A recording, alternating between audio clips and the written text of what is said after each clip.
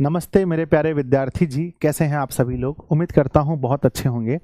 और पहले बच्चों मैं क्षमा चाहता हूँ, थोड़ा सा लेट हो गया, ठीक है ना। थोड़ा कंटेंट आप लोग का बनने में थोड़ा टाइम लग गया था, उसको बोर्ड में सजाने में थोड़ा टाइम लग गया, इसलिए क्लास में लेट हो गया है ना। इसके लिए क्षमा चाहता हूँ। आइए बच्चों जल्दी से क्लास में जुड़ जाइए। आज बच्चों हमारा वन शॉट क्लास होने वाला है। वन शॉट क्लास में थोड़ा टाइम ज़्यादा लगता है, पर हम लोग कोशिश करेंगे कि थोड़ा टाइम ज़्यादा नहीं लगाएं, जो मेन चीज़ है उसको जल्दी जल्दी देख लें। तो प्यारे बच्चों आइए हम लोग क्लास को शुरू करते हैं। जैसा कि आप लोग जान रहे हैं, क्लास ट्वेल्थ की हिंदी में अगर हम देखें बच्चों, ट्वेल्थ की हिंदी में जो हमारा गद्य खंड है उसमें कितने चैप्टर हैं, एक बार कमेंट बॉक्स में बताना सब लोग कि गद्य खंड में हमें पढ़ने हैं 13 चैप्टर, और काव्य खंड में हमें कितने पढ़ने हैं। काव्य खंड में भी हमें 13 चैप्टर पढ़ने हैं। प्यारे बच्चों हमारा यहाँ से गद्य खंड में देखें तो 8 चैप्टर कंप्लीट हो गया है, और आज बच्चों यहाँ भी 8 चैप्टर कंप्लीट हो जाएगा, ठीक है ना। तो चलिए तो हम लोग क्लास को शुरू करते हैं। मेरे साथ जुड़ चुके हैं रंजन कुमार जी, अनु कुमार है, स्मृति कुमारी है, संतोष कुमार, दीपक है, वैभव है, सोनाक्षी है, धीरज है, प्रियांशु हैं। आप सभी का बहुत बहुत स्वागत है दिशा हिंदी एंड इंग्लिश क्लासेस पर। तो बच्चों एक बार आप सभी लोग इस सेशन को जितना ज़्यादा हो सके अपने सभी दोस्तों के पास शेयर कर दीजिए, ताकि सभी लोग इस सेशन में जुड़ पाएँ। तो बच्चों आज का जो चैप्टर है इसका नाम बताइएगा एक बार आप लोग जल्दी से। आज का जो चैप्टर है इसका नाम उषा है। बहुत प्यारा सा चैप्टर है। हमने जब भी पढ़ाया है इस चैप्टर को वन शॉट में ही पढ़ाया है, तो आपको टेंशन लेने की जरूरत नहीं है कि संजय सर इस बार वन शॉट पढ़ा रहे हैं। हर बार मैंने इस चैप्टर को वन शॉट ही पढ़ाया है। तो बिहार बोर्ड इंटर परीक्षा 2026 हिंदी और बच्चों चैप्टर काव्य खंड का चैप्टर नंबर 8। सबसे पहले गणेश जी का आशीर्वाद लीजिए क्लास शुरू करने से पहले। श्री गणेशाय नमः। इसके बाद बच्चों पतझड़ हुए बिना पैरों पर नए पत्ते नहीं आते हैं।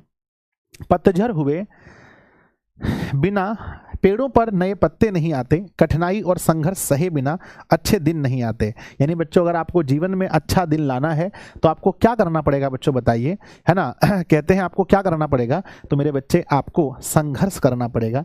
जीवन में आपको क्या करना पड़ेगा, जीवन में मेरे बच्चे आपको संघर्ष करना पड़ेगा। संघर्ष से कभी पीछे नहीं हटिएगा। जीवन में कभी भी बच्चों एक चीज से पीछे नहीं हटना है, जिसका नाम है संघर्ष। तो चलिए स्टार्ट करें। तो बच्चों शुरू किया जाए।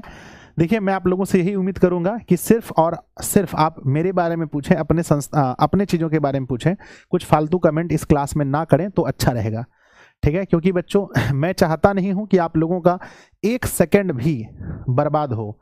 आप लोगों का जो भी समय है वो पढ़ने के विषय में जाए या तो अपने दिशा संस्था के बारे में बात करने में जाए।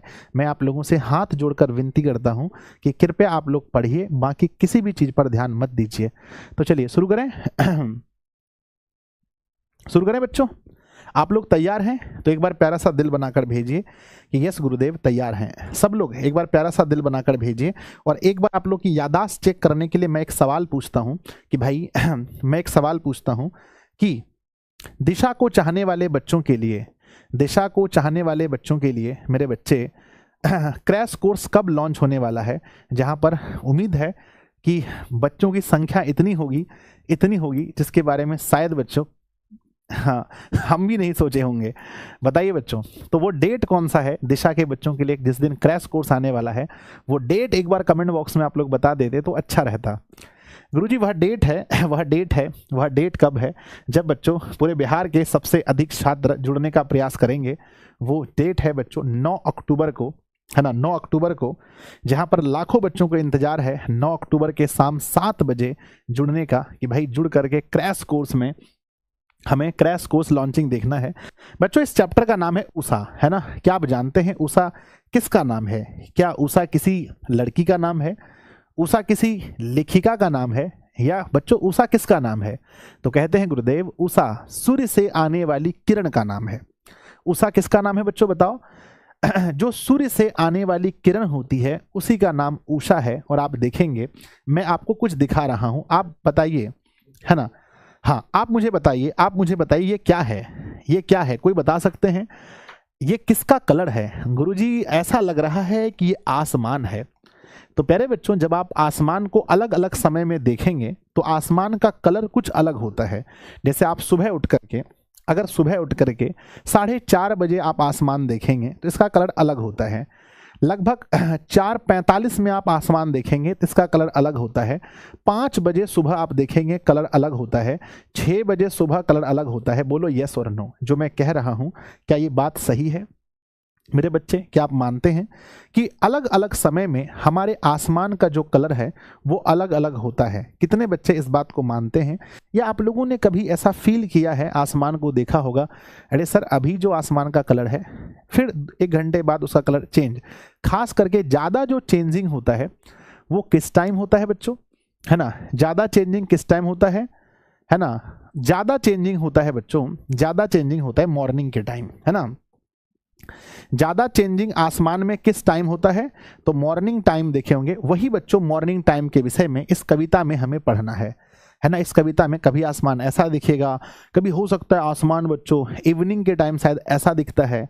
हो सकता है बच्चों कभी आपको आसमान ऐसा दिख रहा हो, गुरुजी खतरनाक है। हो सकता है आपको कभी आसमान ऐसा भी दिख रहा हो मेरे बच्चे, और हो सकता है कभी आसमान आपको ऐसा भी दिख रहा हो। तो ये अलग अलग बच्चों आसमान के कलर हैं। इसी के विषय में हमें इस कविता में पढ़ना है। कविता का नाम जैसा कि आपने देखा उषा है मेरे बच्चे, कविता, और इसके जो लेखक हैं उषा, इसके जो लेखक हैं शमशेर बहादुर सिंह। बच्चों शमशेर बहादुर सिंह को शॉर्टकट में हम क्या बोलेंगे? शमशेर के लिए एस बोलेंगे, बहादुर के लिए बी बोलेंगे और सिंह के लिए एस बोलेंगे। तो बच्चों जब भी मैं पूछूं कि उषा कविता के कवि जी का नाम क्या है तो कहना SBS यानी शमशेर बहादुर सिंह। आइए बच्चों कवि जी के बारे में पढ़ते हैं। सबसे पहले हम लोग कवि परिचय देखेंगे। याद कीजिएगा बहुत जल्दी में, शमशेर बहादुर सिंह इसके कवि हैं जिनका जन्म बच्चों 13 जनवरी 1911 ईस्वी में बच्चों देहरादून जो शहर का नाम है और उत्तराखंड जो राज्य का नाम है। तो बच्चों लेखक का जन्म उत्तराखंड में हुआ था। ये आपको यहाँ तक याद कर लेना है। हो जाएगा तो प्यारा सा दिल बनाकर भेजिए कि सर कवि का नाम है शमशेर बहादुर सिंह जिसका जन्म 13 जनवरी 1911 ईस्वी में देहरादून उत्तराखंड में हुआ था मेरे बच्चे, उत्तराखंड में हुआ था। आगे बढ़ते हैं नेक्स्ट बच्चों। नेक्स्ट लिखा है निधन की बात करते हैं। तो 1993 में निधन हुआ और बच्चों माता जी का नाम प्रभुदयी। पूछा जाएगा शमशेर सिंह बहादुर जी का शमशेर बहादुर सिंह की माता का नाम क्या था? कहना प्रभुदयी था और पिता का नाम तारिफ सिंह जो कलेक्ट्रेट में रीडर और साहित्यिक प्रेमी थे बच्चों, है ना। रीडर और क्या थे? साहित्यिक प्रेमी थे। रीडर मतलब बच्चों जो चेक करता है अगर कोई साहित्य लिखा गया है तो वो सही लिखा गया है या गलत लिखा गया है, उसको चेक करते हैं, रीड करते हैं, पढ़ते हैं। और साहित्यिक प्रेमी थे। एग्जाम में क्वेश्चन पूछा जाएगा कि मेरे बच्चे जो शमशेर बहादुर सिंह के पिताजी हैं वो किसके प्रेमी थे? ऑप्शन ए फिल्म के, ऑप्शन बी कहानी के, ऑप्शन बी साहित्य के, ऑप्शन डी कुछ कुछ दिया रहेगा। तो याद रखिएगा कि शमशेर बहादुर सिंह के पिताजी किसके प्रेमी थे? तो आंसर में लिखना है साहित्य के प्रेमी थे। हम उम्मीद करते हैं इस पेज से कोई क्वेश्चन नहीं छूटेगा। अगले पेज में हमें पढ़ते हैं शिक्षा के विषय में। शमशेर बहादुर सिंह जी की शिक्षा के बारे में अगर हम पढ़ते हैं तो 1928 में हाई स्कूल पास किए, 1931 में इंटर पास किए, 33 में BA पास किए इलाहाबाद से और 38 में MA इंग्लिश विषय से किए। कहाँ से? इलाहाबाद से। तो क्या ये डाटा आपके दिमाग में चला गया? तो मेरे बच्चे जल्दी से यस और नो बताओ, जल्दी से कि यस गुरुजी हमारे दिमाग में डाटा चला गया। पूछा जाएगा कि शमशेर बहादुर सिंह ने मैट्रिक की परीक्षा कब पास की थी? तो कहना बच्चों 1928 में। शमशेर बहादुर सिंह ने इंटर कब पास की थी? 1931 में। इन्होंने BA कब पास किया था? 1933 में। और BA कहाँ से पास किया था? तो कहना बच्चों इलाहाबाद से। इलाहाबाद यूपी का एक शहर है बच्चों, आपको याद होगा। और उन्होंने MA पढ़ाई कहाँ से? MA पास कब की थी? MA पास किया था 1938 में। बच्चों किस विषय से MA किया था? इंग्लिश विषय से। कहाँ से किया था? इलाहाबाद से किया था। अगर यहाँ तक डाटा दिमाग में बैठ गया तो प्यारा सा दिल बनाकर भेज दीजिए। गुरुजी शिक्षा के विषय में कुछ भी पूछा जाएगा तो आपका बच्चा सबसे आगे रहेगा, फटाफट जवाब देगा, बहुत फटाफट जवाब देगा। चलिए बच्चों आगे बढ़ते हैं अगले सवाल में। अगला सवाल आता है पारिवारिक जीवन, यानी इनका पारिवारिक जीवन कवि का कैसा रहा है। कहते हैं 1929 में धर्म देवी से विवाह किए, है ना। विवाह कब हुआ? 11 में जन्म हुआ और 29 में विवाह। बच्चों कितने साल में शादी हो गया बताइए? आप लोग अभी तक कुमारे हैं गुरुजी मजाक मत कीजिए। जन्म हुआ 1911 में और शादी हो गया 29 में। तो बच्चों मात्र 18 साल की उम्र में शादी हो गया भाई, बधाई हो। कहते हैं वर्ष 1933 में पत्नी की मृत्यु हो गई। बहुत दुखद समाचार बच्चों, सैड, बहुत सैड वाली बात है।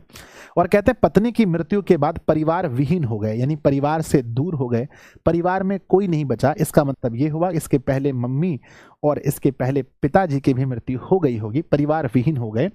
तो मेरे बच्चे एग्जाम में क्वेश्चन पूछा जा सकता है कि शमशेर बहादुर सिंह की पत्नी का नाम क्या था? तो कहना है बच्चों धर्म देवी। शमशेर बहादुर सिंह की शादी कब हुई थी? कहना बच्चों 1929 में। शमशेर बहादुर सिंह की पत्नी का देहांत कब हो गया? तो कहना है ना मेरे बच्चे पत्नी का विवाह कब हो गया? तो कहना बच्चों 1933 ईस्वी में पत्नी का विवाह, सॉरी, पत्नी की मृत्यु हो गई 1933 ईस्वी में। अगर आपसे पूछा जाए कि बच्चों किसकी मृत्यु के बाद कवि परिवार विहीन हो गए थे, किसकी मृत्यु के बाद कवि परिवार विहीन हो गए थे? तो कहना पत्नी की मृत्यु के बाद कवि परिवार विहीन हो गए। बच्चों वृत्ति मतलब होता है कि क्या क्या इन्होंने कार्य किया है, क्या क्या लिखा है। तो कहते हैं कि रूपाभ, कहानी, माया, नया साहित्य, नया पथ एवं मनोहर, ये कहानियों के संपादन कार्य से ये जुड़े थे। आगे उन्होंने उर्दू हिंदी कोश का भी संपादन किया है। 1981 से 85 तक प्रेमचंद सृजन पीठ विक्रम विश्वविद्यालय उज्जैन के अध्यक्ष बने हैं। तो बच्चों एग्जाम में पूछा जाएगा कि विक्रम विश्वविद्यालय उज्जैन में कब से कब तक अध्यक्ष के पद पर रहे थे? विक्रम विश्वविद्यालय जो उज्जैन में है वहां पर कब से कब तक अध्यक्ष के पद पर रहे हैं? तो एक बार बता दीजिएगा कब से कब तक अध्यक्ष के पद पर रहे हैं। तो लिखना है बच्चों 1981 से लेकर के 85 तक उज्जैन में क्या रहे हैं? उज्जैन में एक विश्वविद्यालय है जिसका नाम है विक्रम विश्वविद्यालय। वहीं पर मेरे बच्चे है ना वहीं पर मेरे बच्चे क्या करते हैं कि यहाँ प्रेमचंद सृजन पीठ विक्रम विश्वविद्यालय में अध्यक्ष के पद पर रहे हैं। बस याद रखिएगा, डेट को भूलिएगा नहीं। अगला हमारा है बच्चों कि 1978 में सोवियत रूस की यात्रा की थी। बच्चों हम लोग दिल्ली है ना हाईएस्ट, दिल्ली मुंबई कोलकाता जाते हैं और ये कवि साहब रूस गए थे। कब गए थे रूस में? एक बार कमेंट बॉक्स में लिखिए कि रूस कब गए थे। गुरुजी आप में एक चैनल कोई दूसरा भी लाइव आया था। नहीं, वो दूसरा नहीं था, मेरे ऑफिस का ही लड़का था, वो गलती से लाइव हो गया था। मेरे ऑफिस का ही लड़का था, वो पीडीएफ वुडीएफ सेव कर रहा था तो गलती से लाइव हो गया था बच्चों। तो प्लीज़ कोई दूसरा लाइव नहीं आया था, ध्यान दीजिए। मैं आपसे पूछना चाहता हूं कि सोवियत रूस की यात्रा कब की थी? तो कहना बच्चों वर्ष 1978 में। याद रखिएगा कि शमशेर बहादुर सिंह ने रूस की यात्रा कब की थी? तो 1978 में। ये इंपॉर्टेंट क्वेश्चन हो सकता है। कहते हैं इनकी रचना 1932-33 में लिखना शुरू किया था। एग्जाम में क्वेश्चन पूछा जाएगा कवि ने किस ईस्वी से लिखना शुरू किया था। इतना डिटेल कभी नहीं पूछता है, फिर भी याद रखना बच्चों 1932-33 से कवि ने लिखना शुरू किया था। कहते हैं बच्चों दूसरा सप्तक है ना, दूसरा सप्तक आपको याद होगा कि सप्तक जो होता है इसमें कितने कवि थे? जब सप्तक की रचना हुई थी तो सप्तक में कितने कवि मिलकर लिख रहे थे? तो सप्तक में 7 कवि थे। इसके सबसे प्रमुख कवि कौन थे? आप पढ़ेंगे तार सप्तक के प्रथम कवि जो थे वो थे अज्ञ साहब। वो कौन थे? अज्ञ साहब। और एग्जाम में कई बार पूछा जाता है कि जो सप्तक के प्रमुख कवि कौन थे? तो अज्ञ साहब थे। 7 कवि ने मिलकर जो लिखा उसका नाम सप्तक रखा गया। पहला लिखा तो प्रथम सप्तक, दूसरा लिखा तो दूसरा सप्तक, तीसरा लिखा तो तीसरा सप्तक। तो बताइएगा कि बच्चों दूसरे सप्तक की रचना कब हुई है? कमेंट बॉक्स में लिखिएगा है ना। दूसरे सप्तक की रचना इन्होंने कब की है? वर्ष 1951 में। कहते हैं कुछ कविताएं भी इन्होंने लिखी हैं, कुछ और कविताएं लिखी हैं। चुका भी नहीं हूं ये भी इन्होंने लिखा है 1975 में। खैर इतना डिटेल में कभी नहीं पूछा जाएगा, मैंने बच्चों बता दिया है तो पूछा नहीं जाएगा। समझ में आ रहा है तो एक बार प्यारा सा दिल बनाकर भेजिए। इतना डिटेल में कभी नहीं पूछा जाता है बोर्ड परीक्षा में। बस हाँ इतना डिटेल जरूर पूछा जाता है कि शमशेर बहादुर सिंह रूस की यात्रा पर कब गए थे। ये क्वेश्चन पूछा जा सकता है। ये पूछा जा सकता है कि कवि ने कब से लिखना शुरू किया है? तो 32-33 से लिखना शुरू किया है। ये पूछा जा सकता है कि दूसरा सप्तक की रचना कब हुई है? 1951 में। क्यों? क्योंकि ये कॉमन क्वेश्चन है, बहुत सारे कवि इसमें आ जाते हैं ये दूसरा सप्तक में। जब हम लोग अज्ञ के बारे में पढ़ रहे थे तो वहां पर भी हम लोगों ने दूसरा सप्तक के बारे में पढ़ा था। इसीलिए ये क्वेश्चन, ये कॉमन क्वेश्चन होने की वजह से बहुत चांस है कि ये सवाल पूछा जाएगा बोर्ड परीक्षा में। अगला हमारा सवाल है और इन्होंने लिखा है, इनकी रचना है, इतने पास अपने उदिता बात बोलेगी, काल तुमसे होड़ है मेरी, है ना। तो ये सभी रचनाएं किसकी हैं, इतना याद नहीं हो पाएगा, ये सब रचना किसका है, तो शमशेर बहादुर सिंह का है। अगला है बच्चों, है ना, ये गजल संग्रह, मेरे बच्चे कुछ गजल भी लिखते हैं, अब सोचिए गजल संग्रह भी इनकी है। नाम पढ़िएगा, टूटी हुई बिखरी हुई, कहीं दूर से सुन रहा हूं, और बच्चों सुकून की तलाश, ये सब क्या है, गजल संग्रह है। एग्जाम में पूछा जाएगा कि सुकून की तलाश शमशेर बहादुर की, है ना, शमशेर बहादुर का कौन सा संग्रह है। ऑप्शन ए कविता संग्रह, ऑप्शन बी कहानी संग्रह, ऑप्शन सी उपन्यास संग्रह, ऑप्शन डी गजल संग्रह। तो बताइए आंसर क्या लिखेंगे। एग्जाम में अगर ऐसा क्वेश्चन पूछा जाए कि सुकून की तलाश, मेरे बच्चे सुकून की तलाश क्या है, तो कहना गुरुदेव ये गजल संग्रह है। ये क्या है, ये गजल संग्रह है, ठीक है ना। तो जो मैंने बताया है बढ़िया है, आप लोगों ने पढ़ लिया। अब बच्चों महत्वपूर्ण जानकारी, कवि के बारे में कुछ एक्स्ट्रा जानकारी हम देते हैं, तो उसको लिख देते हैं महत्वपूर्ण जानकारी। तो कवि के बारे में कुछ महत्वपूर्ण जानकारी आप याद रखिएगा तो आपको बड़ा फायदा होगा। कहते हैं सबसे पहला जानकारी ये है कि शमशेर बहादुर सिंह अज्ञ, नागा अर्जुन आदि के समकालीन कवि थे। समकालीन का मतलब होता है जैसे एक ही काल में, जैसे हम आपसे पूछेंगे कि अजय देवगन के समकालीन अभिनेता कौन है। अजय देवगन के समकालीन अभिनेता मतलब जिस समय अजय देवगन धरती पर नाच रहे थे, है ना, शाखा कर रहे थे, उस समय और कौन थे। तो अजय देवगन के समकालीन हम कह सकते हैं अक्षय कुमार। अजय देवगन के समकालीन हम लोग बॉबी देओल कह सकते हैं, बॉबी देओल। अजय देवगन के समकालीन बच्चों गोविंदा कह सकते हैं। तो कहने का मतलब आप समझ गए ना कि समकालीन मतलब जिस समय वो धरती पर थे उस समय और कौन कौन से थे। सलमान खान हाँ, उदाहरण भी ऐसा देते हंसी लगता होगा आप लोग को, है ना। तो उसी तरह से शमशेर बहादुर सिंह जब थे तो उस समय धरती पर कौन थे, तो आगे साहब जी भी लिख रहे थे, नागा अर्जुन भी लिख रहे थे, ये सभी समकालीन कवि हैं, याद रखिएगा। आगे बच्चों उन्हें प्रयोगशील कवि के रूप में दूसरा सप्तक में पहचान मिली है। प्रयोगशील का मतलब होता है जो नए नए प्रयोग किए। जैसे बच्चों मान लो कि पहले 10th और 12th की पढ़ाई ऑनलाइन होती थी, 11th का नहीं होता था, तो 11th जम करके स्टार्ट किया, है ना। तो बच्चों हम लोगों ने प्रयोग किया, तो हम लोग भी एक प्रयोगवादी शिक्षक कहला सकते हैं। खैर इतना हमको बड़ाई मत कीजिए, शर्म लगता है। तो कहते हैं मेरे बच्चे, अगर एग्जाम में पूछा जाए कि प्रयोगशील कवि के रूप में दूसरा सप्तक में किसे जगह मिला, प्रयोगशील कवि के रूप में दूसरे सप्तक में किसे जगह मिला है, तो कहना शमशेर बहादुर सिंह को। उन्होंने लेखन कार्य 30 के दशक में शुरू किया।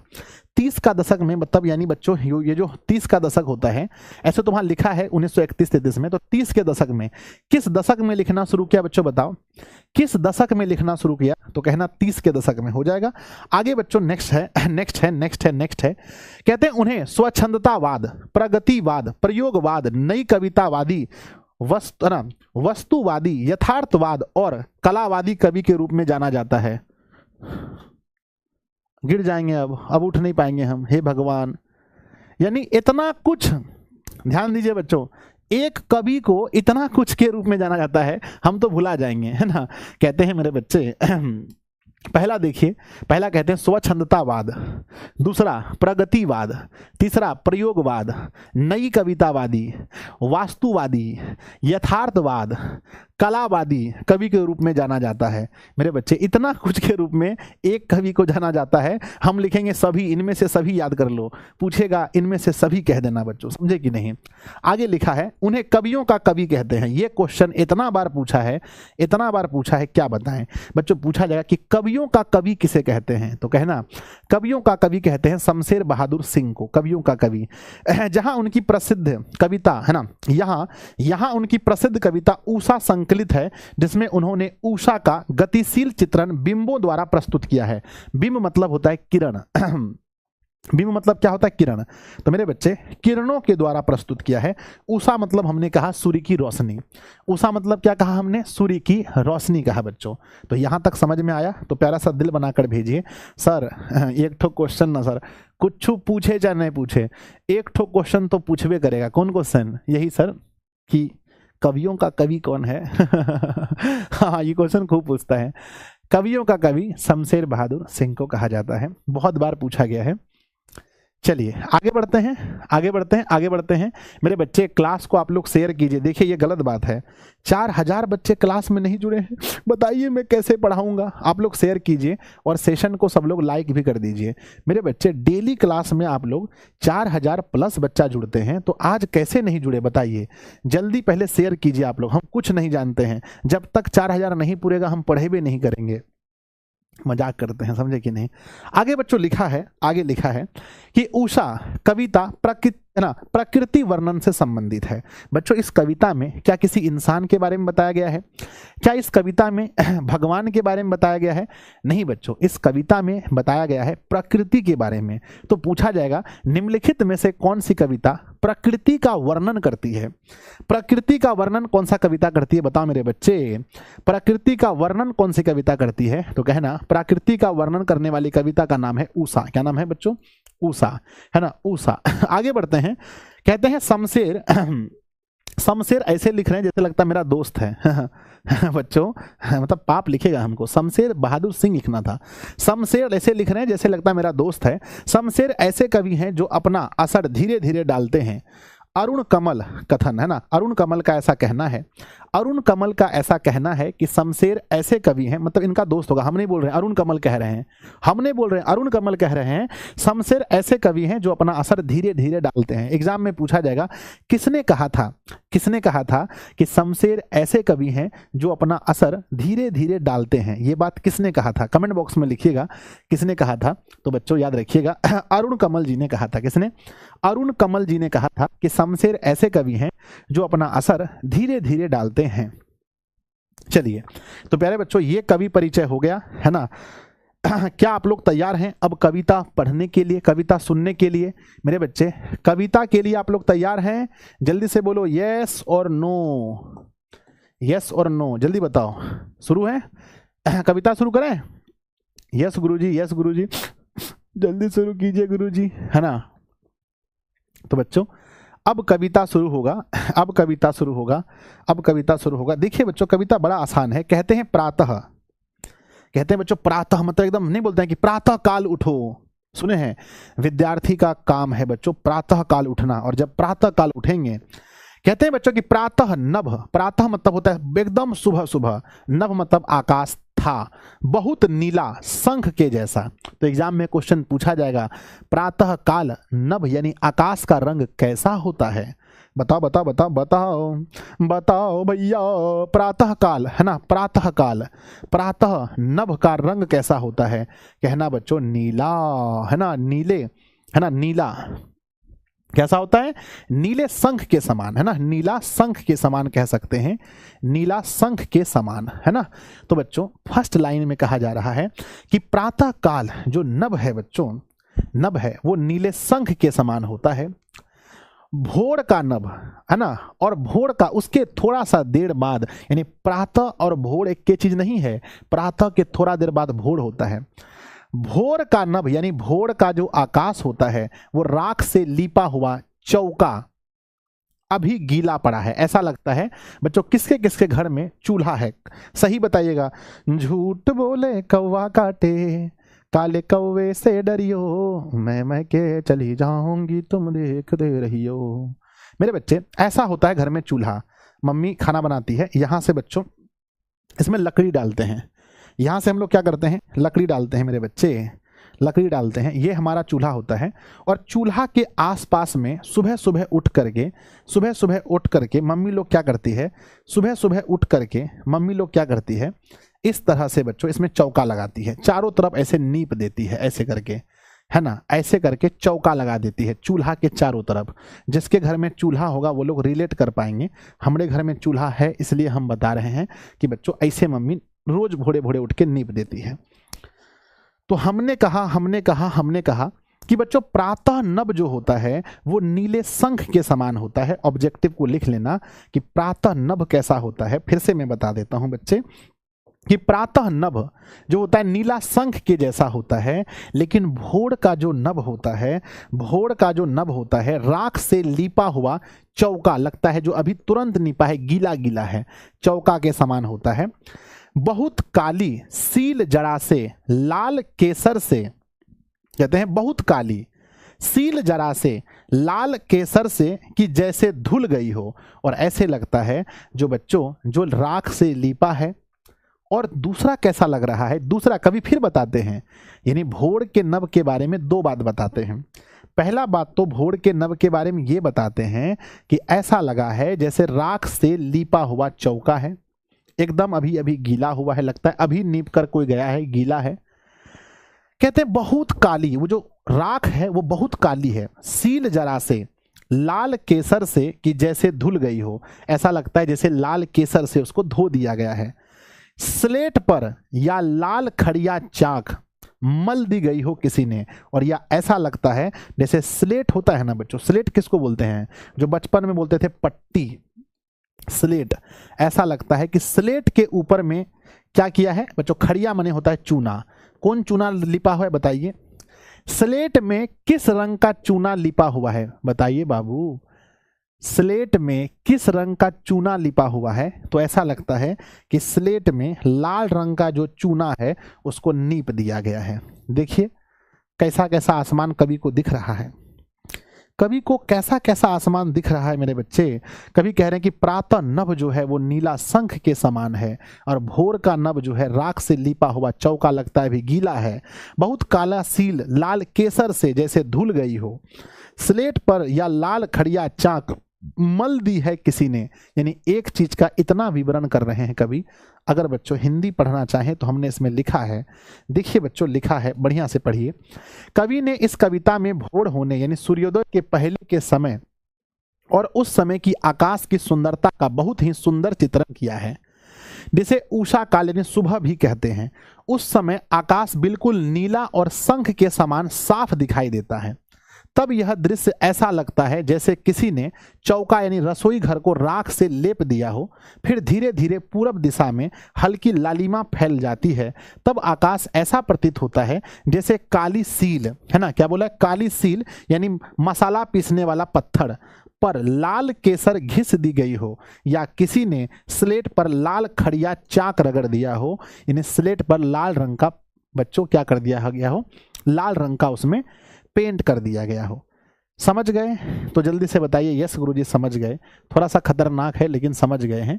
ये सूरज उगने से पहले, सूरज उगने के पहले आसमान के बारे में बताया जा रहा है कि एकदम सुबह सुबह जो आसमान है वो देखने में लगता है कि नीला शंख के समान, और उसके बाद बच्चों नीला शंख के समान, है ना, जैसे, है ना, फिर आगे लिखते हैं जैसे किसी ने चौका रसोई घर को राख से लेप दिया हो। फिर धीरे धीरे पूरब से हल्की लालिमा फैल जाती है। समझ गए। आइए बच्चों आगे क्या कहते हैं, आगे कहते हैं नील जल में या किसी की गोर झिलमिलाते देह जैसे हिल रही हो। बच्चों ऐसा लग रहा है जैसे नीला जल में, कैसा जल में बताइए कमेंट बॉक्स में, कैसा जल में, कैसा जल है बच्चों बताइए। ऐसा लग रहा है कि जल कैसा है, नीला, और नीले जल में, है ना, किसी का कैसा शरीर बच्चों बताओ, नीले जल में किसी का कैसा शरीर झिलमिला रहा है बताइए कमेंट बॉक्स में।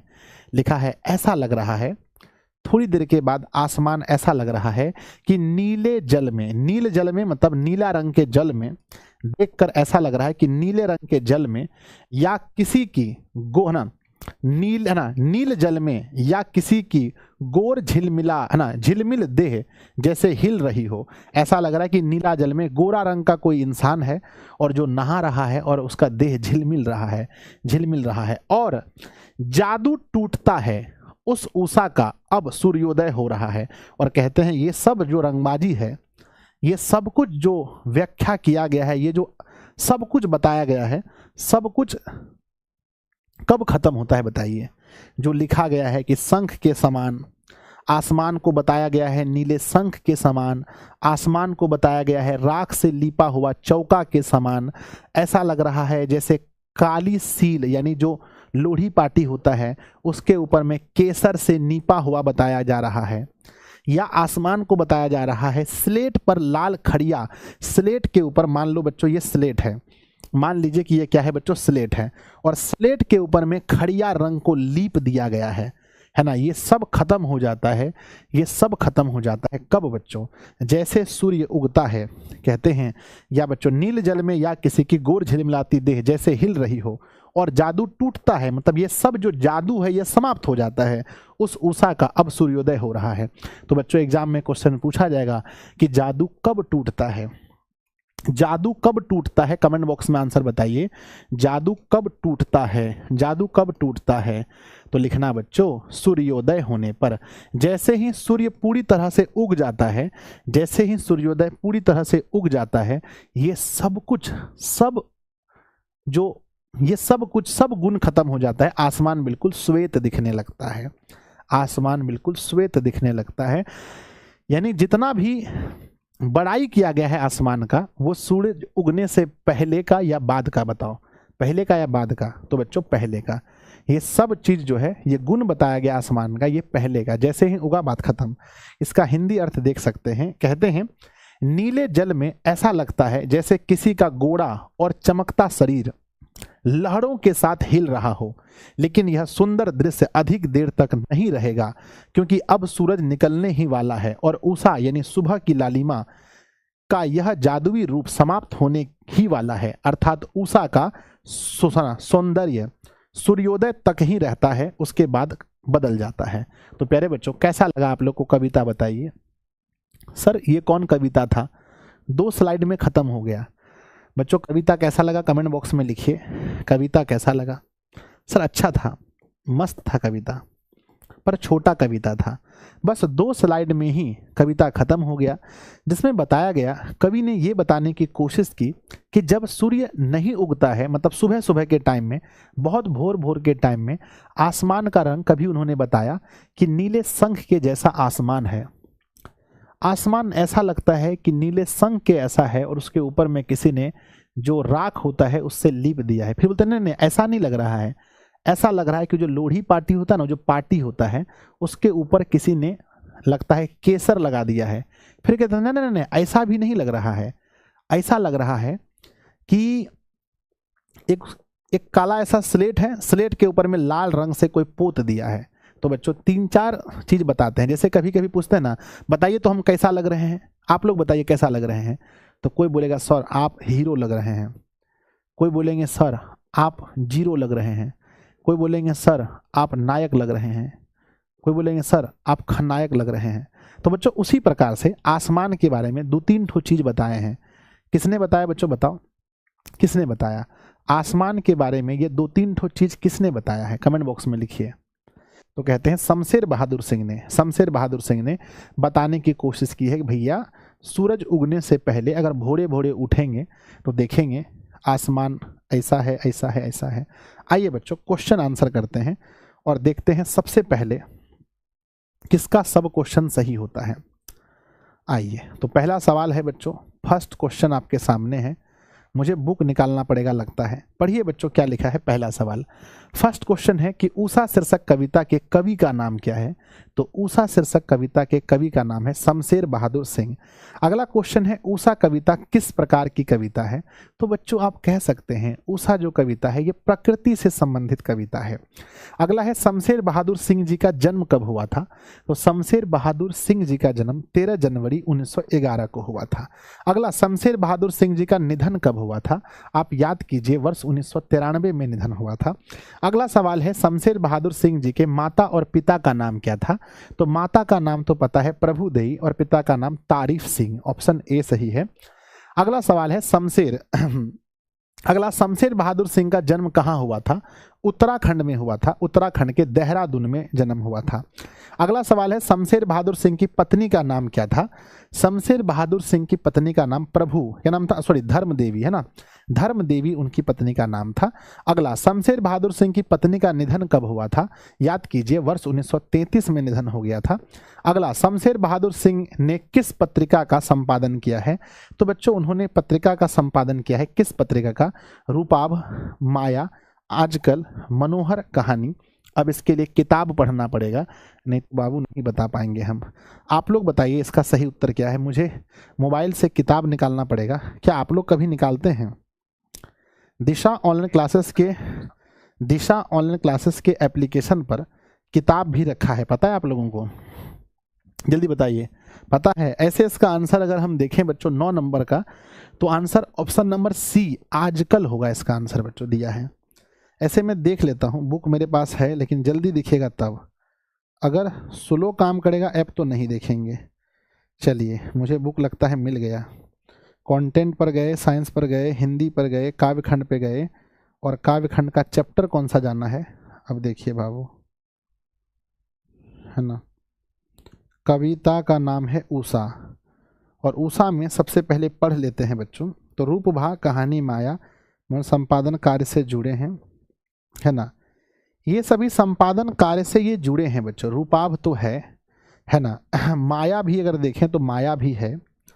उसके बाद में मनोहर कहानियां भी हैं बच्चों। कौन सा नहीं है? तो आजकल नहीं है, तो ऑप्शन नंबर सी होगा। आजकल नहीं है बच्चों, ऑप्शन नंबर सी। अगला क्वेश्चन देखेंगे, लिखा है नया साहित्य का संपादन कौन, है ना, कौन हुए? संपादक कौन हुए? नए साहित्य के संपादक कौन हुए?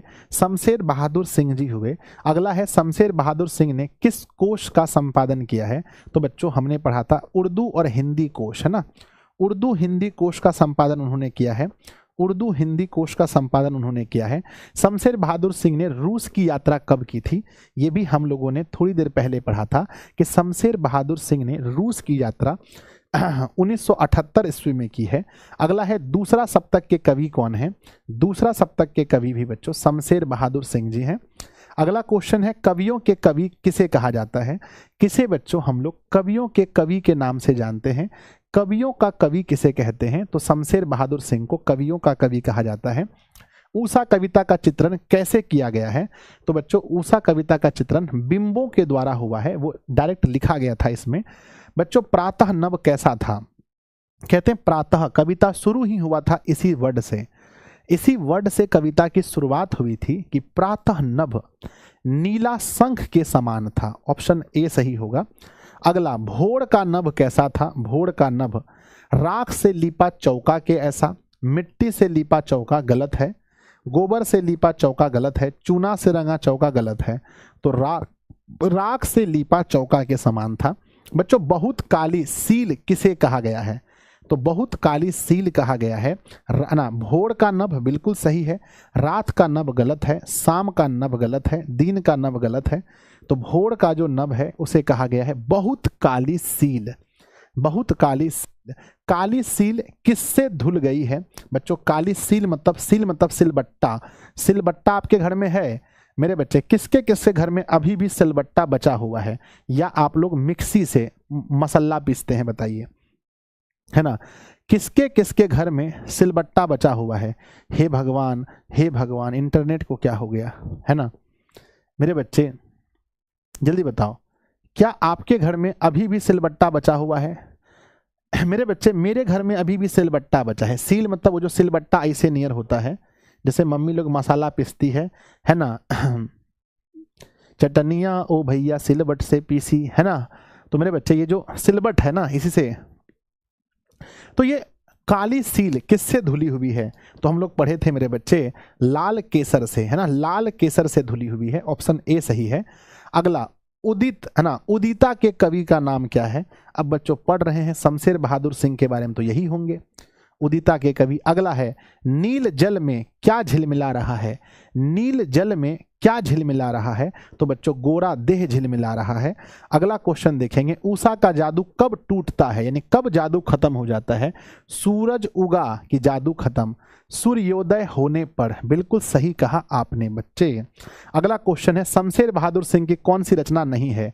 कुछ कविता बिल्कुल है, कुछ और कविता बिल्कुल है, बात बोलेगी बिल्कुल है, जो नहीं है वो कौन सा है बताइएगा। तो बच्चों जो नहीं है वो है बच्चों परिमल। परिमल नहीं है।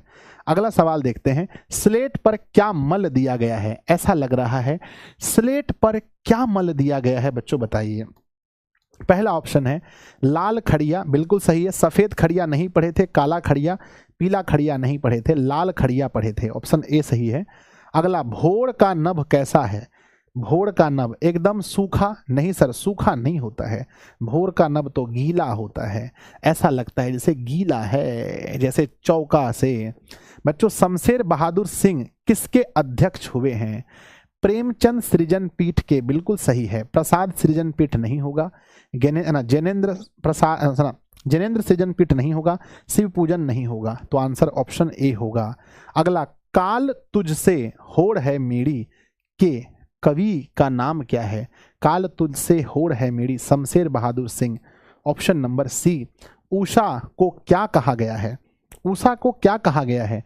ऑप्शन जादू, है ना, रोमानियत नहीं कहा गया है ना, शिथिलता नहीं कहा गया है, ऊर्जा भी नहीं कहा गया है बच्चों, इसे तो जादू कहा गया है, जादू। अगला बच्चों, समझना, शमशेर की कविता में किसकी प्रधानता रहती है? शमशेर की कविता में किसकी प्रधानता रहती है? चित्रात्मकता, ललायत्मकता, है ना बच्चों, ज्यादा चित्र के बारे में करते हैं, चित्र खींचते हैं किसी भी कविता का, चित्रात्मकता रहता है। शमशेर बहादुर ने किस विषय से एमए पूर्वार्ध किया है? किस विषय से एमए पास किया है? ये तो हम लोग पढ़े थे बच्चों की वर्ष 1938 ईस्वी में इलाहाबाद से अंग्रेजी विषय में एमए किया था। इलाहाबाद से किस विषय में? अंग्रेजी विषय में। अगला सवाल बच्चों समाप्त हुआ। प्रथम बुक का 30 क्वेश्चन में मेरे प्यारे प्यारे छोटे छोटे नन्हे मुन्ने भाई ने 30 में से कितना सही किया है? एक बार कमेंट बॉक्स में लिखिएगा, 30 क्वेश्चन में से आप लोगों ने कितना सही किया है? मुझे भरोसा है कम से कम 27-28 तो सही किए होंगे 30 में से।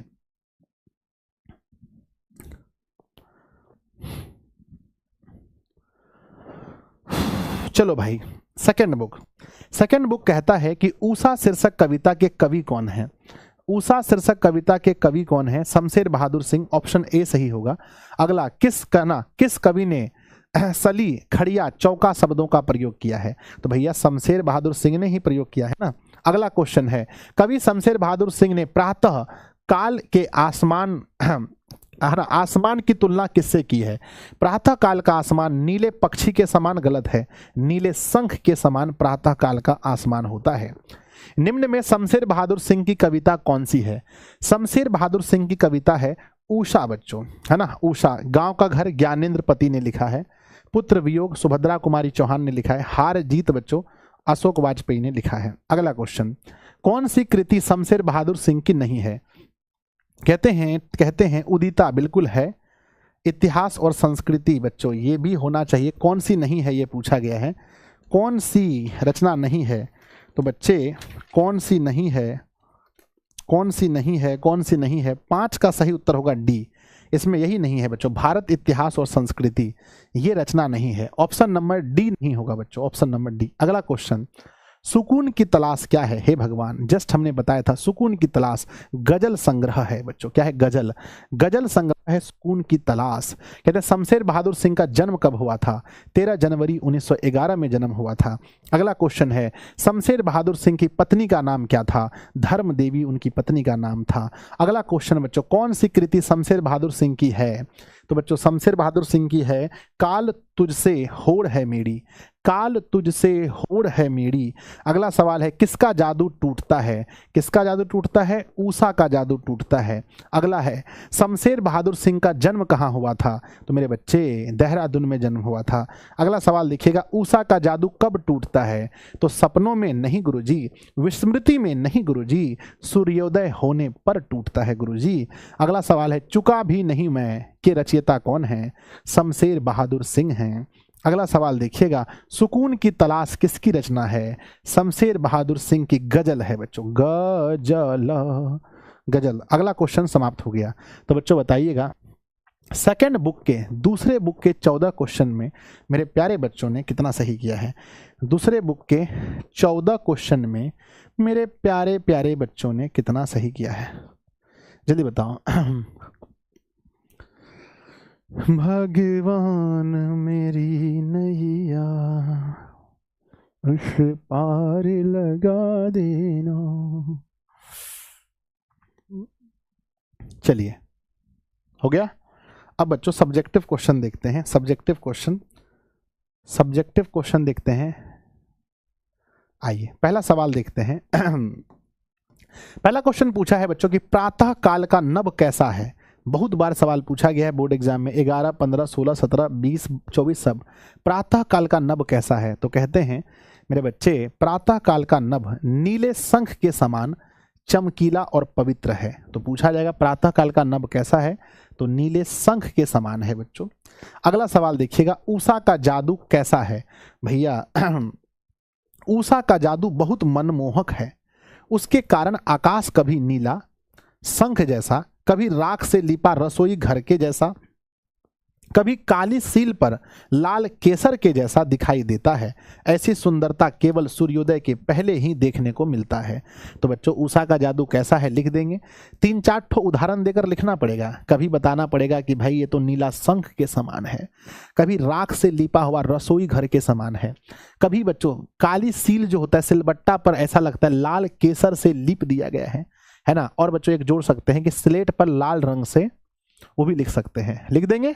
अरे बताइए भैया, जीओडी लिखकर भेजिए। सर जी से गर्दा, यू से उड़ा, डी से देंगे, गर्दा उड़ा देंगे गुरुजी। जीओडी लिखकर भेजिए सर, एकदम गर्दा उड़ा देंगे, टेंशन नहीं लेने का।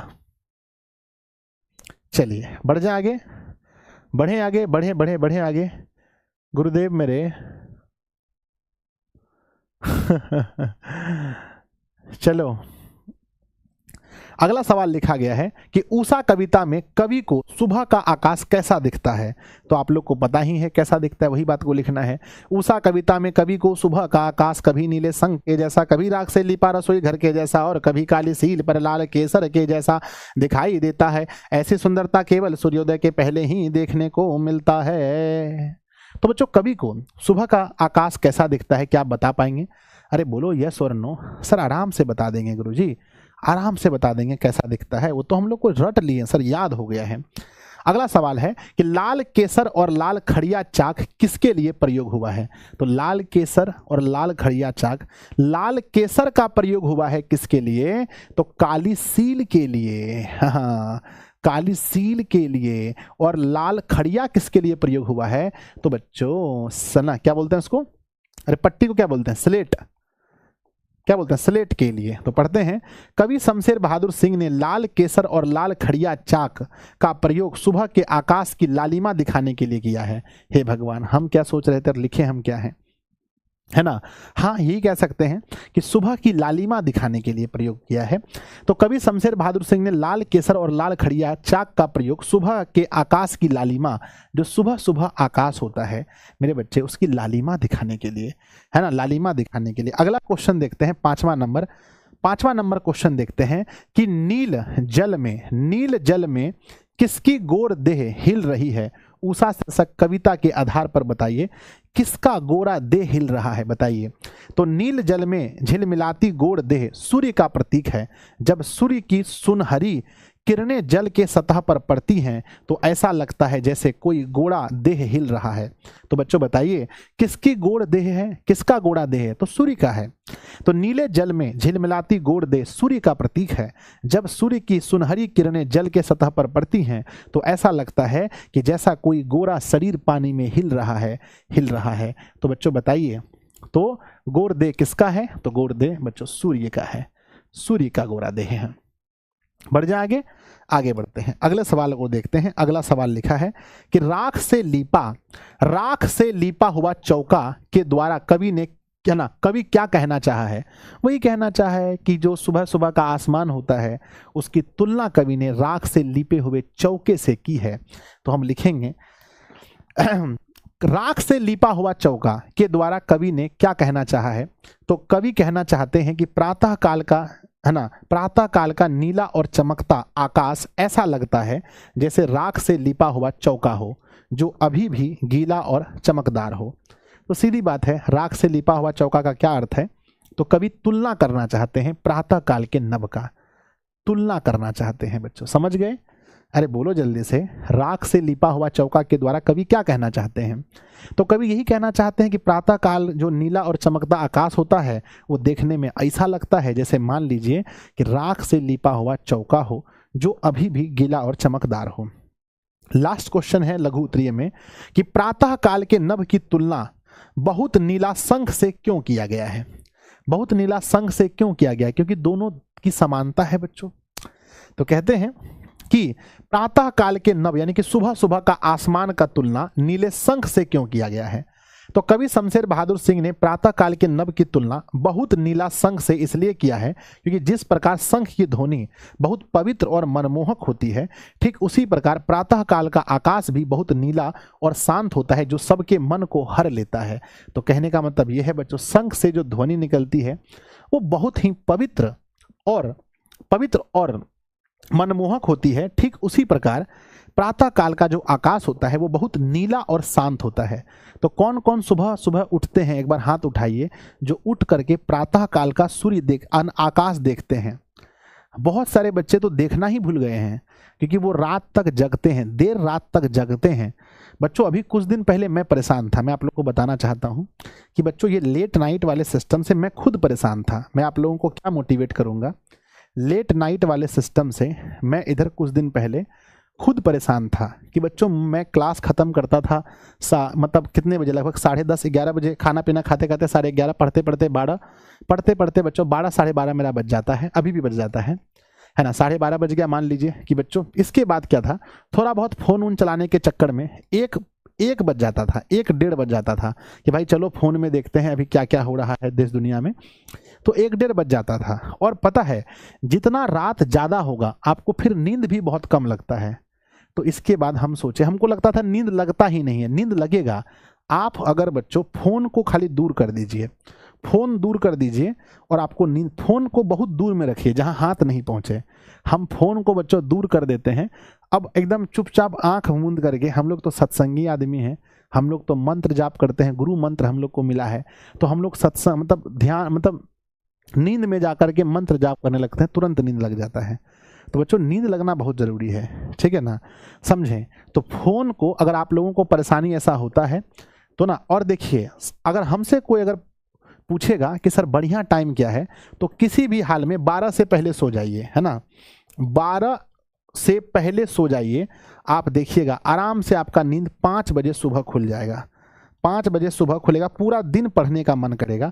तो कोशिश कीजिएगा 12 से पहले सूत जाने का, समझे कि नहीं, 12 से पहले सूत जाइएगा तो मज़ा आ जाएगा। आइए अब दीर्घ उत्तरीय सवाल देखते हैं। दीर्घ उत्तरीय सवाल में पहला सवाल है बच्चों कि उषा शीर्षक कविता का केंद्रीय भाव क्या है। केंद्रीय भाव है बच्चों सूर्य के, है ना, केंद्र भाव है कि प्रातः काल के सूर्य के बारे में बताना। तो उषा शीर्षक कविता शमशेर बहादुर सिंह के द्वारा रचित है। कवि ने इस कविता में भोर होने के पहले के समय और उस समय की आकाश की सुंदरता का बहुत ही सुंदर चित्रण किया है, जिसे उषा काल यानी सुबह भी कहते हैं, है ना। मेरे बच्चे, इस कविता का केंद्रीय भाव उषा यानी प्रातः काल की सुंदरता है। सूर्योदय के पहले आकाश बहुत नीला और शंख के समान साफ दिखता है, फिर उसमें लालिमा फैल जाती है जो बहुत मनमोहक लगती है। यह दृश्य ऐसा प्रतीत होता है जैसे रसोई घर राख से लिपा हो, सील पर केसर घिसा हो या स्लेट पर लाल खड़िया चाक रगड़ दिया गया हो। नीले जल में झिलमिलाती गोरी देह जैसी आभा दिखती है, लेकिन यह जादुई रूप सूर्योदय तक ही रहता है, उसके बाद, है ना, उसके बाद बदल जाता है। तो बच्चों अगर उषा, है ना, उषा शीर्षक कविता का अगर भाव पूछा जाएगा तो आपको यही लिखना है। लिख पाएंगे हो बताइए, भांज है, लिख पाइएगा। गुरुजी काहे नहीं लिखेंगे, एक बार दो बार अच्छे से पढ़ेंगे, काहे नहीं लिखेंगे। उषा शीर्षक कविता का केंद्रीय भाव आराम से लिख देंगे कि इसमें जो प्रातः काल के मतलब सुबह सुबह का जो सूर्य उगने से पहले का जो समय में आकाश का जो रंग है उसके बारे में ही तो लिखना है।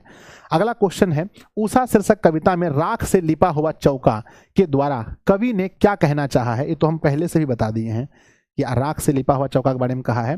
कवि ने आकाश की सुंदरता को बहुत ही सरल और घरेलू ढंग से व्यक्त किया है। कवि कहते हैं जैसे घर में प्रातःकाल स्त्रियां रसोई घर को गोबर या राख से लीपकर शुद्ध और पवित्र बनाती है, वैसे ही प्रातः काल का आकाश भी बिल्कुल साफ और शुद्ध दिखाई देता है। सुबह सुबह आकाश का रंग कुछ नीला और हल्का सा धुंधला होता है। यह नीला आकाश राख से लिपे गए चौके यानी रसोई घर के जैसा प्रतीत होता है। तो बच्चों सीधी बात है कि जो इसकी तुलना है मतलब घरेलू चीज़ों से दर्शाने की कोशिश की है कवि ने ऐसा एग्जाम्पल दिया है जो आसान हो, लोगों को समझने में आ जाए। समझ गए? चलिए लिख दीजिएगा। अगला सवाल बढ़ते हैं। स्वप्रसंग व्याख्या बच्चों। अब व्याख्या कैसे होता है? व्याख्या में आपको बस पता करना है भाई कि ये कौन सा ना, इसके कवि कौन है और क्या कहना चाहते हैं। 2 ठो व्याख्या मात्र पढ़ना है। जादू टूटता है इस उषा का, अब सूर्योदय हो रहा है। बताइए कहां से लिया गया है?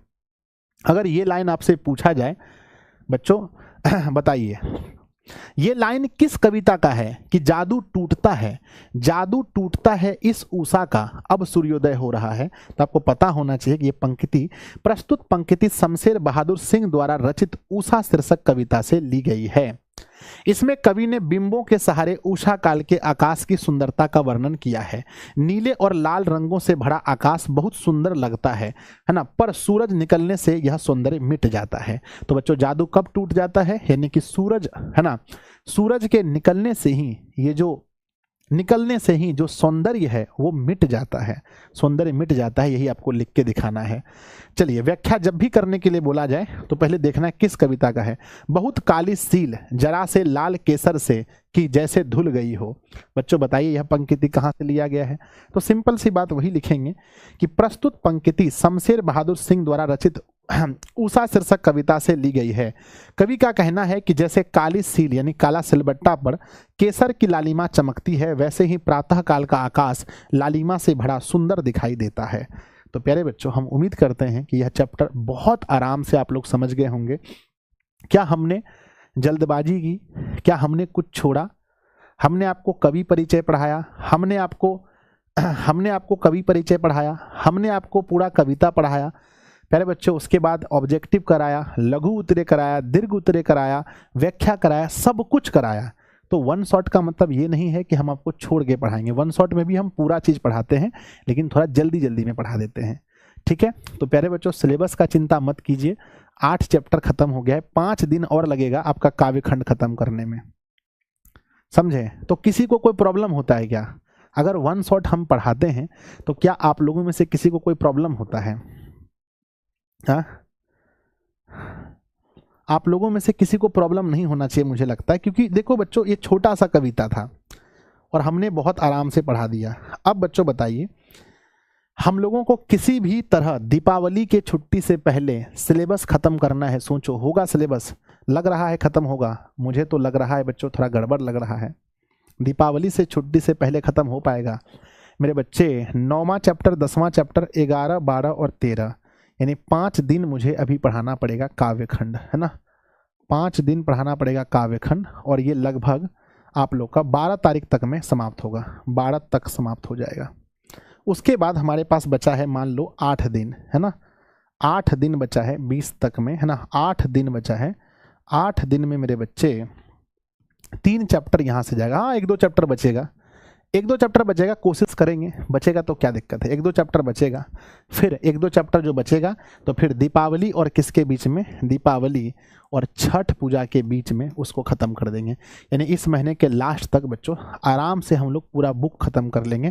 टेंशन नहीं लीजिए आप लोग, एकदम टेंशन मत लीजिए। ऐसे थोड़ी है कि अक्टूबर तक पढ़ के फिर सूत जाना है, अभी पढ़ना है ना जी। अभी फिर हम लोग को पढ़ना है नवंबर में, फिर पढ़ना है पूरा दिसंबर, जनवरी, फरवरी में परीक्षा होगा ना, 1-2 फरवरी को एग्ज़ाम होगा आप लोग का। तो हम लोग के पास अभी डरिए मत। अभी कितना दिन है लगभग मोटा मोटी बताइए, ठीक है ना। देखिए जानना जरूरी है लेकिन डरना खराब बात है। 90 दिन इधर बचा है और प्लस मान लिए कि 15 दिन तो इधर पढ़बे नहीं करेंगे, तो मोटा मोटी 100+ दिन है पढ़ने का, टेंशन नहीं लेना है। और यही 100 दिन तो है जिसमें अपना 100% झोंकना है। 100 दिन काफ़ी होता है बबुआ, 100 दिन में अपना 100% झोंकना है। बस देखो ना, अपना 100% झोंकना है, बस झोंकना है, सब खत्म हो जाएगा। ठीक है, पागल की तरह एकदम पढ़ाई में लग जाना है 100 दिन तक। पहले क्या हुआ, पीछे क्या हुआ, वो सबको भुला जाइए। बस 100 दिन तक एकदम पढ़ना है पागल की तरह। ठीक है, तो एक ठो कमेंट कीजिएगा आज का क्लास कैसा लगा, आप लोग कमेंट कीजिएगा। और 9 तारीख को अपने कोचिंग वोचिंग जहाँ पढ़ते हैं सबको बता दीजिएगा। स्कूल जाते हैं तो वहाँ बता दीजिएगा। गांव का दोस्त, रिश्तेदार, जो भी है आप लोग का मित्र उत्र, सबको बता दीजिएगा कि 9 अक्टूबर को दिशा का क्रैश कोर्स लॉन्च हो रहा है। और बच्चों एक बार दिखना चाहिए फिर भी एकदम खतरनाक वाला, समझे कि नहीं। कल मैथ का नया चैप्टर शुरू हो रहा है, कल मैथ का बच्चों है ना, कल मैथ का नया चैप्टर शुरू हो रहा है, पता है आप लोग को, है ना। मैथ्स का बच्चों नया चैप्टर कल शुरू कर रहे हैं, है ना। चैप्टर 9 बच्चों, चैप्टर 9 कर रहे हैं। और एक तो जो हमारा समाकलन चल रहा है वो 2 PM में चलेगा, और बच्चों चैप्टर 9 10 बजे चलेगा। तो कल मैथ में नया चैप्टर शुरू कर रहे हैं यूट्यूब पर, तो आप लोग तैयार रहिएगा, है ना, है ना। कल आप लोग तैयार रहिएगा, है ना। यूट्यूब पर नया चैप्टर शुरू कर रहे हैं मेरे बच्चे, जो चैप्टर नंबर हमारा 9 है ना। चलिए बाय सभी को, तो जरूर जुड़िएगा, ठीक है।